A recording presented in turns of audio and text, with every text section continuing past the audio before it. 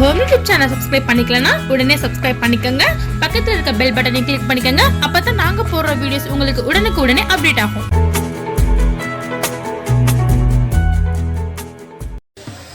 இது எங்கள் வீடு சின்ன தோட்டம். இந்த தோட்டத்தில் வந்து எலி நாங்கள் செடியெல்லாம் நட்டு வைக்கிறோம் பார்த்தீங்களா. அப்போ வந்து எலி வந்து என்ன பண்ணுறது, இங்கே பாருங்கள் வலை போட்டுக்கிட்டு தோண்டிக்கிட்டு உள்ளே வந்துருச்சு.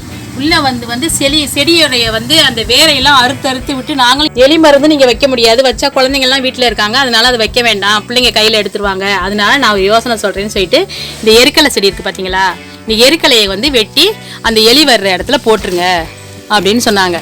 நாங்களும் எருக்கலையை வெட்டி அந்த இடத்துல போட்டோம். எலி வர்றது நின்றுச்சு. எலியெல்லாம் அந்த பக்கம் ஓடி போயிடுச்சு. நமக்கு வந்து பாதுகாப்பும் கூட. அதே மாதிரி புதினாய் இருக்குது பார்த்தீங்களா, புதினாவை வந்து நட்டு வச்சுருங்க. நாங்கள் அது மாதிரி புதினாவையும் நாங்கள் நட்டு வச்சோம். புதினாவுடைய இந்த நம்ம வாங்குகிற புதினாவை நாங்கள் வந்து புதினா இலையும் கொஞ்சம் நட்டு வச்சோம். ஆனால் புதினா வந்து இந்த எலி தோண்டினதுனால வரமாட்டேன்ருச்சு.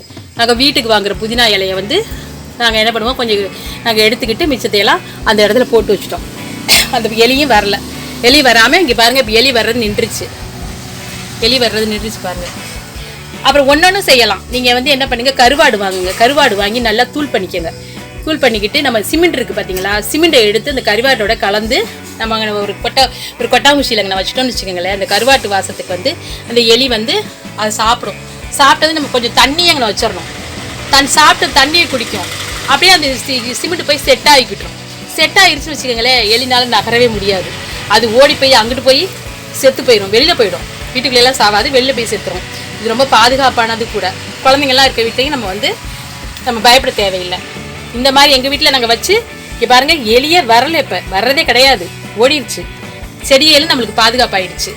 இப்போ தான் எங்களுக்கு செடியெல்லாம் பாதுகாப்பாயிடுச்சு. நீங்களும் இந்த மாதிரி செஞ்சு பயனடைங்க.